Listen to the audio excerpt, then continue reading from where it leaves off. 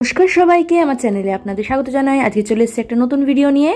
এটা হচ্ছে আমার বাপের বাড়িতে, যেদিন আমার ফেরার দিন ছিল, অর্থাৎ রোববার দিন। তো মা বলল বাড়িতে অনেক গুড় পড়ে আছে, কি করা যায় বলতো। আমি বললাম বাবাকে বলো যে তিল নিয়ে আসতে, সাদা তিল।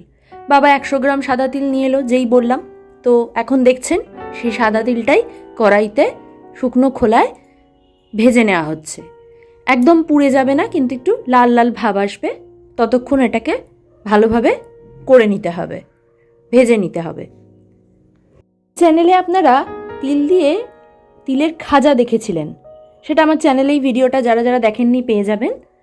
আর আজকে কিন্তু তিলের খাজা নয়, তিল দিয়ে আর একটা জিনিস বানাচ্ছি, সেটা হচ্ছে তিলের নাড়ু।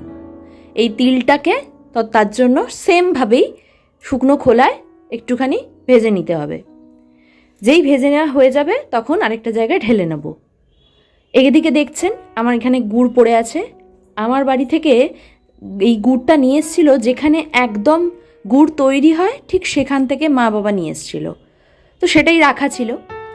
এদিকে দেখছেন গরম হয়ে গেছে, ঢেলে নিচ্ছে একটা পাত্রে সাদা তিলগুলো। বলেছি সাদা তিল খুব খাওয়া ভালো শরীরের পক্ষে, সেটা আপনারা যেভাবেই করে খান না কেন। তো শুধু খাজা খেতে তো ভালো লাগে না, তাই আরেকটা পদ্ধতি আপনাদের দেখিয়ে রাখছি নাড়ু। এটা পুজোর সময় কেন শুধুমাত্র, এটা শীতকালে এমনি সময় আপনারা বাড়িতে করে খেতে পারেন, খুব একটা পরিশ্রমের নয় আর সময় সাপেক্ষও নয়। এদিকে দেখছেন লাল লাল হয়ে এসছে, সেই জন্যই আপনাদের দেখিয়ে দিচ্ছি ভালোভাবে কাছ থেকে। এইভাবেই এটাকে শুকনো খোলায় করে নিতে হবে। আর এদিকে গুড়টা নিয়ে নিচ্ছি, দুটো গুড়ের মধ্যে একটা পাট নিয়ে নিচ্ছি।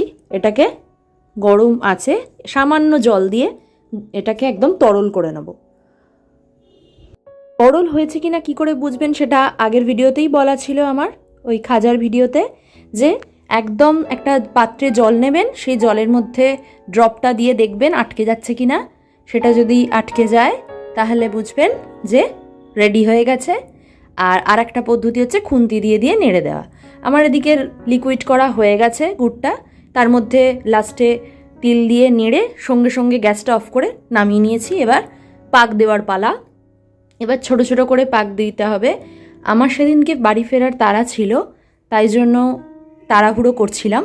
মা খাইয়ে দিচ্ছিল আর আমি ততক্ষণ তাড়াতাড়ি করে পাকটা দিয়ে নিচ্ছিলাম, যাতে আমার সময়টা বেশি না লাগে। দেখতেই পাচ্ছেন তাই একটু বড় বড় হয়েছিল, কিন্তু আপনারা মাঝারি সাইজ বা ছোট সাইজের করে করবেন, তাহলে ভালো লাগবে। এইভাবেই আমি পাকগুলো দিয়ে নিচ্ছি। আর হাতে পাক দেওয়ার আগে কিন্তু অবশ্যই সাদা তেল একটু হাতে মেখে নেবেন, তাহলে হাতে চ্যাটচ্যাট করবে না। দেখুন কি সুন্দর দেখতে হয়েছে, ঠিক খেতেও ততটাই দারুণ হয়েছিল। আমার শ্বশুরবাড়ির জন্য আমি নিয়ে এসেছি, দেখুন প্লেটে সাজিয়ে নিয়েছি। মা আবার শ্বশুরবাড়ির জন্য পাঠিয়ে দিয়েছিল। আপনারাও এটা বাড়িতে বানান এবং ছোট বড় সবাইকে দিন, শরীরের পক্ষে খাওয়া ভালো, খেতেও ভালো লাগে শীতকালে। দেখা হবে খুব শিগগিরই আরেকটা নতুন ভিডিওয়। ততদিন ভালো থাকবেন, সুস্থ থাকবেন। নমস্কার, ধন্যবাদ। হ্যাঁ, যারা নতুন ভিউয়ার্স তারা কিন্তু অবশ্যই আমার চ্যানেলকে লাইক, শেয়ার অ্যান্ড সাবস্ক্রাইব করতে ভুলবেন না যেন। কমেন্টও করবেন কেমন।